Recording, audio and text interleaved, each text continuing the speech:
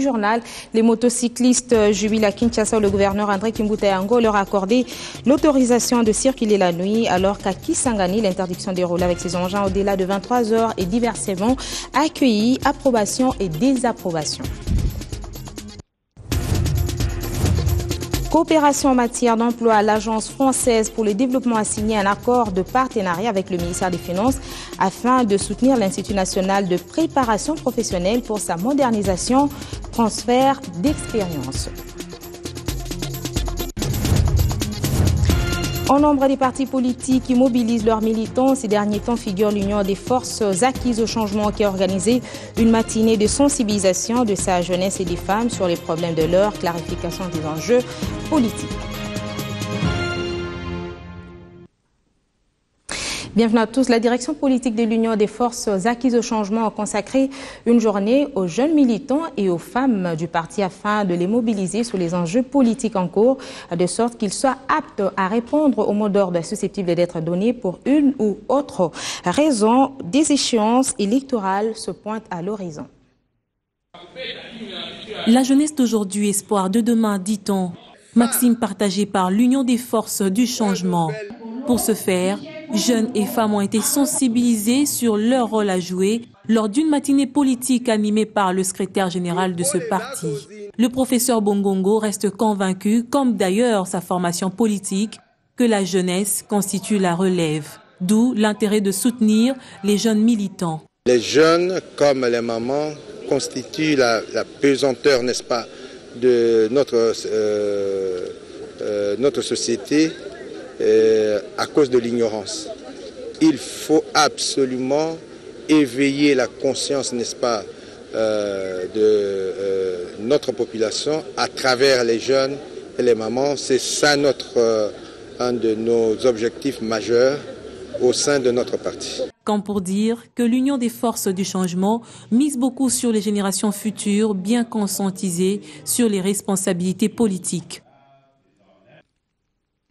Mobilisation également à l'éveil de conscience pour le travail et le développement qui vient de se doter d'un comité provincial pour la ville de Kinshasa lors d'une cérémonie au cours de laquelle son leader Félix Kabange-Numbi en même temps a donné le go des préparatifs de prochaines élections.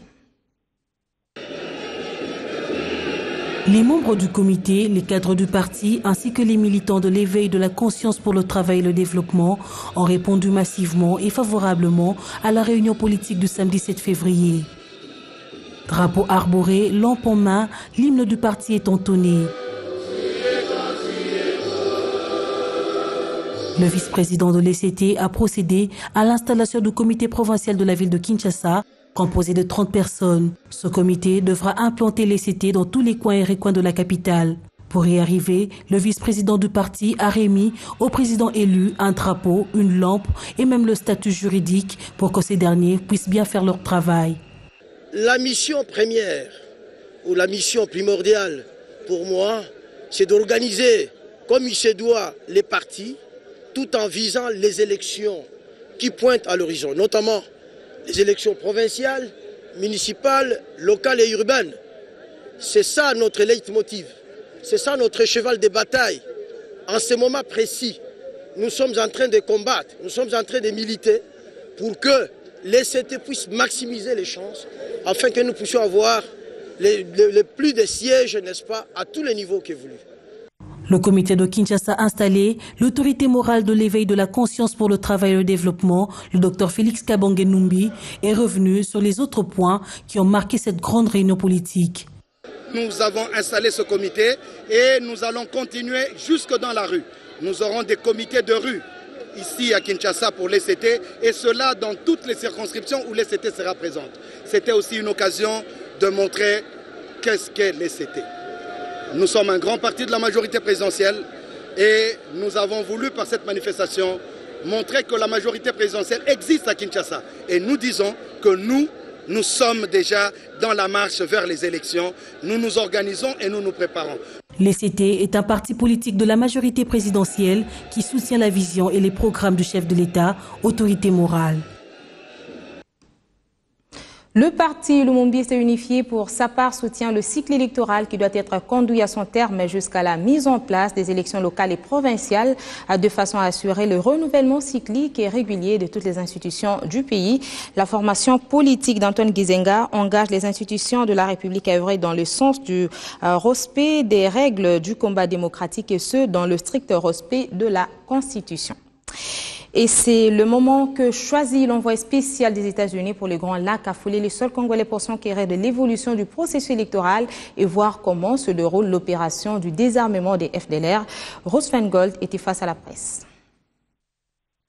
L'envoyé spécial du gouvernement des États-Unis pour la région des Grands Lacs et la République démocratique du Congo est revenu sur 3 points essentiels. D'abord, sur le respect de la liberté d'expression en RDC après les événements malheureux du 19, 20 et 21 janvier dernier. Il a ensuite parlé du respect du calendrier électoral que la CENI doit publier pour une tenue sans condition des élections en 2016. Nous encourageons donc les acteurs congolais, y compris l'opposition, la majorité, la société civile, à s'investir dans un dialogue paisible et inclusif sur la marche démocratique et électorale qui doit aller de l'avant. Et lors de mes réunions avec les responsables du gouvernement, nous avons réitéré la volonté des États-Unis de soutenir la tenue d'élections crédibles, pacifiques, transparentes et qui se tiennent dans des délais raisonnables à travers toute l'étendue de la RDC. Et la position des États-Unis est claire sur ce sujet. Nous pensons que le transfert de pouvoir doit se faire d'une manière paisible et démocratique à travers la tenue d'élections crédibles et transparentes. Et une fois entamées, nous souhaitons que les opérations contre les FDLR soient bien sûr étendues et inclusives. Parce que pour le ministre des Affaires étrangères, l'objectif principal, c'est bien sûr d'éliminer la capacité, d'éradiquer la capacité du genre de ce groupe. Ceci implique bien sûr logiquement le ciblage du leadership des FDLR et aussi de traduire en justice ceux qui ont commis des violations des droits de l'homme. Enfin, il a exprimé la déception du gouvernement américain sur la non-concrétisation sur terrain du désarmement des FDLR. En outre, Russell Feingold a tenu à rappeler que la démarche démocratique pour l'alternance au pouvoir reste la clé pour le développement de pays africains et assure que les États-Unis restent amis à la RDC et lui réitère tout son soutien. Pour sa part, la Ligue nationale pour les élections libres et transparentes apprécie par le biais de son président les déclarations du sénateur américain. Jérôme Bonso trouve que c'est une contribution au processus électoral. Il est joint au téléphone par Guélin Kabalundi. Et au niveau de la Ligue nationale pour les élections libres et transparentes, l'UNELIT, nous apprécions à sa juste valeur la déclaration du sénateur Feingold, parce que c'est une contribution au processus électoral, à l'avancée même du processus électoral congolais. Parce que vous savez que tout ce qu'il a dit, c'est tout ce que les Congolais connaissent. Tout ce qu'il a dit, c'est tout ce que toutes les parties prenantes au processus électoral congolais connaissent. Du moins, il a fait un rappel, parce qu'on a compris qu'étant donné que le processus électoral congolais est dans l'impasse, il faudrait que les partenaires extérieurs puissent aussi attirer notre attention pour que nous puissions arriver à l'organisation de l'élection présidentielle, qui est une exigence constitutionnelle. Parce que vous vous rendez compte, si cette élection n'est pas organisée dans le délai constitutionnel, nous risquons de flotter dans le problème de l'illégitimité du pouvoir et des institutions. Donc pour éviter cela, nous avons tout intérêt à nous investir. C'est un rappel, parce qu'on sait qu'on ne peut pas organiser les élections sans moyens financiers. On ne peut pas organiser les élections sans tenir compte du facteur temps. On ne peut pas organiser des élections sans qu'il y ait un calendrier électoral global consensuel. On ne peut pas organiser les élections sans que la population congolaise ait la confiance et dans le processus électoral et dans les animateurs qui animent le pouvoir organisateur des élections. Diplomatie avec Washington, coopération avec Paris. L'Agence française de développement a signé un accord de financement avec le ministère des Finances en vue de soutenir la modernisation de l'Institut national de préparation professionnelle. Tous les centres provinciaux de l'INPP seront concernés. La signature de cet accord de financement à hauteur de 18 millions de dollars américains entre le ministère des Finances pour l'Institut national de préparation professionnelle et l'Agence française de développement scelle les liens de coopération entre les deux parties. L'objectif est la modernisation pédagogique et administrative des centres de l'INPP à Mbandaka, Goma, Bukavu et Matadi. Mais comment est-ce que l'emploi doit être effectif? Il faut une formation. Et il faut d'abord former la main-d'œuvre, laquelle main-d'œuvre doit être utilisée pour l'emploi. Et l'emploi va être aussi producteur et pour les recettes, et tout ira pour les mieux. Pour l'ADG de l'INPP Moïse Chikouya, ces fonds vont permettre à son institution d'atteindre les objectifs lui assignés par le gouvernement congolais. Et organiser des formations de qualité qui répondent aux besoins réels de l'économie congolaise, et ce qui va nous permettre de prendre en charge une grande partie de la jeunesse congolaise, parce qu'aujourd'hui, ce qui manque dans notre pays, c'est cette main-d'œuvre qualifiée. On a beaucoup formé dans les domaines divers, mais on n'a pas pensé à former dans les domaines clés de la vie où nous avons besoin des hommes de métier. Cette initiative vient s'ajouter à d'autres, à l'exemple de la coopération technique japonaise qui a financé les travaux de la construction d'un bâtiment ultramoderne qui devra abriter le centre INPP Kinshasa. Cap sur Bukangalonzo, où le parc agro-industriel a reçu la visite d'inspection du Premier ministre accompagné de quelques ministres concernés par le secteur. L'espoir est permis pour l'autosuffisance alimentaire en République démocratique du Congo. La farine de maïs de qualité Made in Congo s'annonce imminente sur le marché congolais. Les images du parc agro-industriel de Bukangalonzo ont parlé d'elles-mêmes. Hier, à l'issue de la descente sur le site du Premier ministre accompagné de quelques membres du gouvernement. Une inspection bien alimentée par les explications fournies sur toutes les phases constitutives de cette phase culturelle. Les œuvres sont parlantes. Nous avons assisté à la sémence. Maintenant, nous sommes en train d'assister à la récolte.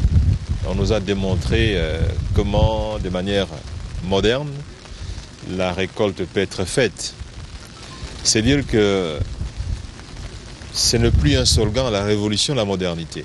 Dans un domaine aussi crucial comme celui de l'agriculture, tous les pays développés ont commencé par la maîtrise de l'alimentation. Et là, nous sommes vraiment sur un chemin qui porte la RDC sur l'émergence. L'agriculture, pas manuelle, mais l'agriculture moderne.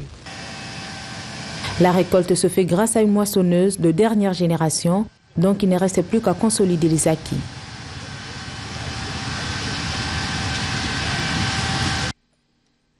Sur place, dans le Bandundu, Augustin Matata Pogna a profité de la coïncidence de la journée de lundi pour présider la réunion de la Troïka stratégique du gouvernement. On évoque la question agricole avant de revenir, comme d'habitude, sur la conjoncture économique nationale et internationale. Batilou Kwebo, ministre de l'économie. La saison A et la saison B, qui font partie du projet Bukangalonzo 1, sont à maturité. C'est-à-dire que pour la saison A, la récolte va commencer. On va entamer la saison B, qui va concerner la production de légumes. Pour la première saison A, elle concernait la production de graines, parce que comme vous le savez, on a besoin de ces graines pour le deuxième volet du projet. Le deuxième volet du projet qui consiste à la production animale. On a besoin de nourrir le bétail et donc il fallait d'abord commencer par produire les graines qui vont servir à 50 ou 60% dans l'alimentation du bétail.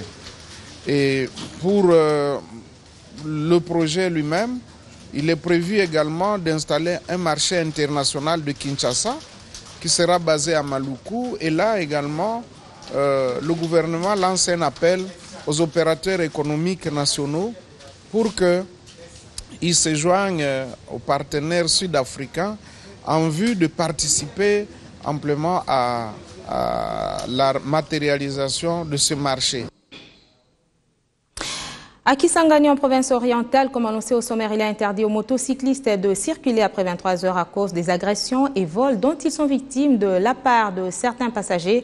Une décision de l'hôtel de ville qui réjouit certains est contestée par les travailleurs des nuits.